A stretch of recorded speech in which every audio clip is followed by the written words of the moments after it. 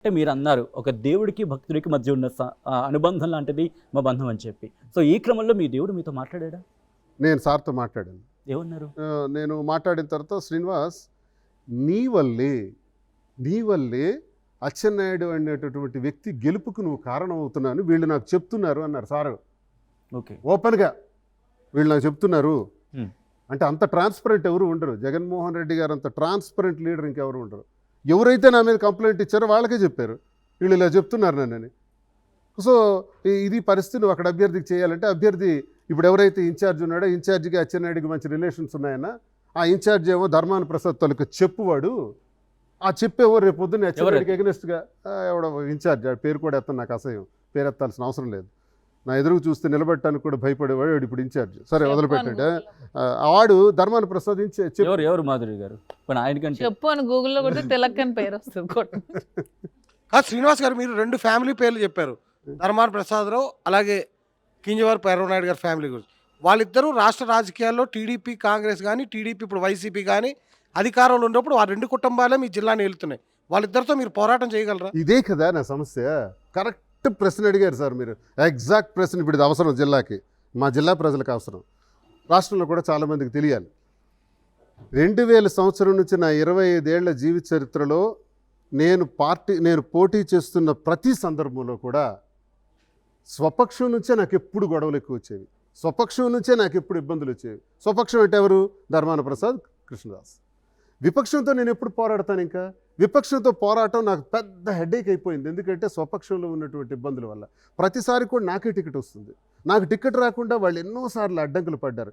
Sir Kinjarapu ఎర్రన్నాయుడికి, Dharmana ప్రసాద్కి, అచ్చెన్నాయుడికి, కృష్ణదాస్కి, ఆ 2 కుటుంబాలకి ఎంతో గొప్ప రిలేషన్స్ ఉన్నాయని, అవగాహన రాజకీయాలు ఉన్నాయని నేను సాక్ష్యాధారాలతో కూడా బయట పెడతాను.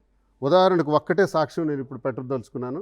భవిష్యత్తులో చాలా పెడతాను, అన్నీ తీస్తున్నాను రికార్డెడ్గా.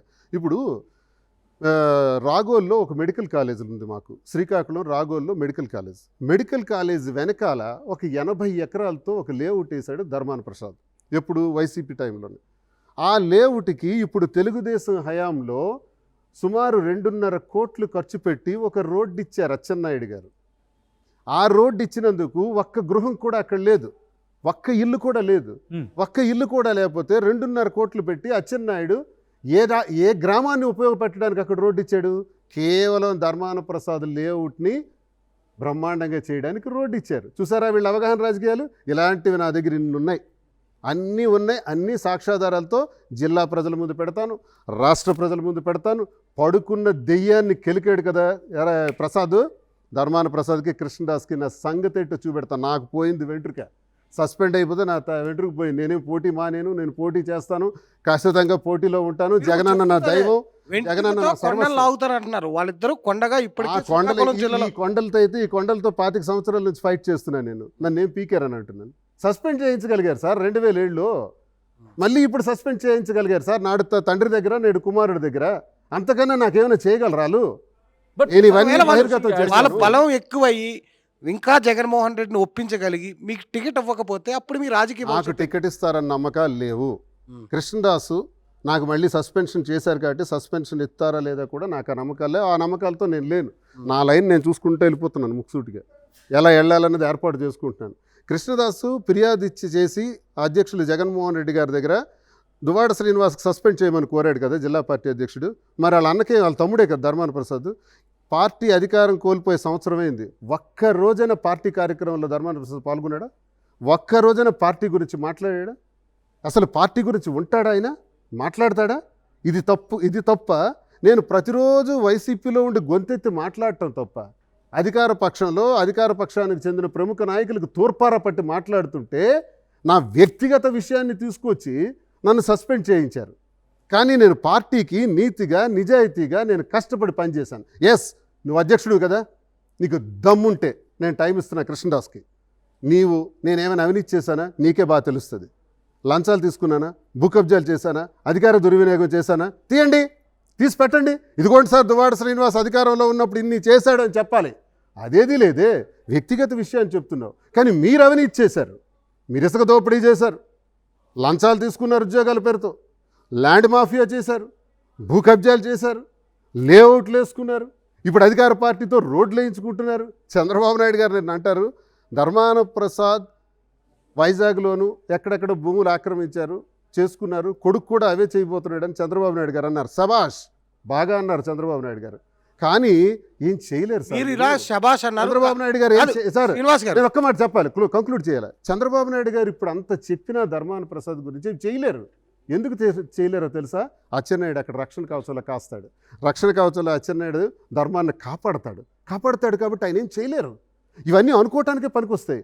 నేను కుండ బదలు కొట్టినట్టు బయటపడుతున్నా, ప్రతి విషయాన్ని బయటపడుతున్నా. ఇంతవరకు ఎందుకు బయటపెట్టలేదు? సరే పార్టీలో ఉన్నాను కదా అని గౌరవించాను. పార్టీలో ఉండేటప్పుడు నేను కాంగ్రెస్లో ఉన్నప్పుడు నన్ను సస్పెండ్ చేశారు.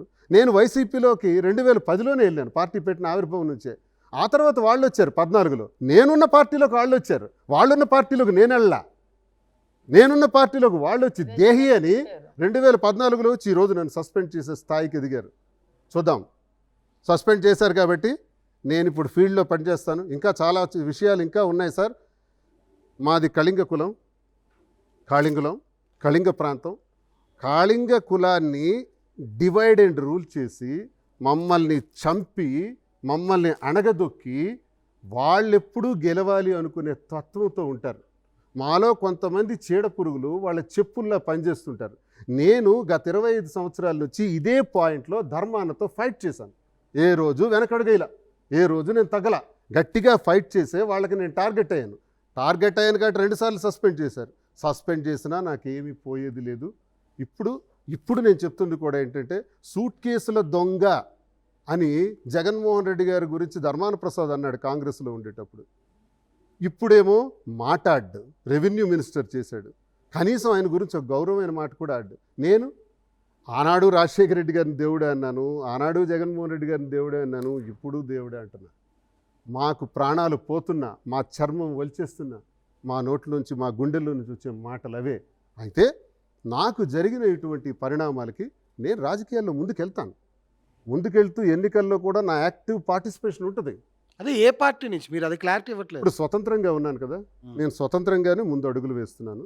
ఇలా వేసే అడుగుల్లో జనంలోకి చాలా గట్టిగా పోయేదానిలో రేపు జనం నిర్ణయిస్తారు. శ్రీనివాస్ గారు, మీరు ఇలా చేస్తున్నటువంటి ప్రయత్నంలో ఇలా చేయండి, ఈ నిర్ణయం తీసుకోండి అని జనం ఏం చెప్తారో చూద్దాం. నాకు జనమే దేవుళ్ళు. ఇప్పటివరకు జనం ఏం చెప్పారు మీకు? ఎందుకంటే మీ సోషల్ మీడియా ప్లాట్ఫామ్స్లో చూస్తున్నాం, మీరు మాట్లాడుతున్నారు, జనంతో మాట్లాడుతున్నారు. ఇప్పుడు ఇంతవరకు ఉన్న జనాలు ఏం చెప్పారు? ఇప్పుడా ఇంతవరకు జనం ఏదైనా ఎన్నిక వస్తే కదా సార్ జనం మాట్లాడతారు. మీరు జనాలతో ప్రజలకి ఇప్పుడు ఒక ఏం లేదు, జనం ఏం చెప్పారని అంటున్నారు. నేను ఏదైతే సోషల్ మీడియాలో ట్రోల్స్ వస్తున్నాయో, మీరు కరెక్ట్ ప్రశ్న, మీరు కూడా సచిన్ గారు అడిగారు, సమయానికి తగిన ప్రశ్న. ఏదైతే ట్రోల్స్ వస్తున్నాయో ఆ ట్రోల్స్లో మేము చాలాసార్లు ఓపెన్ చేసి చూసాం, వీడెవడు మాకు ట్రోల్ చేస్తున్నాడని. తీరా ట్రోల్ ఓపెన్ చేస్తే లాక్డ్. ఆ యూట్యూబ్ కామెంట్ చేసేవాళ్ళు లాక్, ఫేస్బుక్ నుంచి కామెంట్ చేసేవాళ్ళు లాక్, ప్రతి ఒక్కడు లాక్డే. అంటే ఇది ఒక ఆర్గనైజ్డ్ టీము మా మీద కావాలని చేస్తున్నారు. పద్ధతుల్లో మేమేమనుకుంటున్నాం, ఓకే మన మీద ఇలాంటి విమర్శలు వస్తున్నాయి కదా, సరే అని మేము ఆలోచించి కారుకి బయటకు వెళ్తుంటే చూసిన ప్రతి ఒక్కడికి కూడా ఫోటో కావాలి, సెల్ఫీ కావాలి, మీరు మాకు రోల్ మోడల్ సార్, మీరు మాకు సరదా సార్, మీరంటే మా నాయకుడు సార్, మీరంటే మాకు ఇష్టం సార్, మీ ఇద్దరితో మాకు ఫోటో కావాలని మాకు వ్యాపార పరంగా, టెక్స్టైల్స్లోను, మా రాజకీయ పరంగా ఎక్కడికి వెళ్ళినా ఆదరణ చూస్తున్నాం. ఇంతెందుకు మీ స్టూడియోకి వస్తే 10 మంది ఇప్పుడు ఫోటో తీసుకున్నారు. మరి వాళ్ళకి దురుద్దేశం మా మీద ఉంటే, అసలు అసహ్యం ఉంటే, అవసరం ఎవరికి ఉంది? ఎవరు కొంతమంది స్వార్థపరులకు ఉంటుందండి. కొంతమంది స్వార్థపరులు మా మాట నచ్చిన వాళ్ళు. గడిచిన కాలంలో నేను కొంతమంది నాయకులను విమర్శించాను. పవన్ కళ్యాణ్ గారిని విమర్శించాను, చంద్రబాబు నాయుడు గారిని విమర్శించాను, లోకేష్ గారిని విమర్శించాను. విమర్శించిన దానిలో కొంతమంది టీం మాకు టార్గెట్ పెట్టారు. టార్గెట్ పెట్టిన వాళ్ళు చేస్తుంటారు.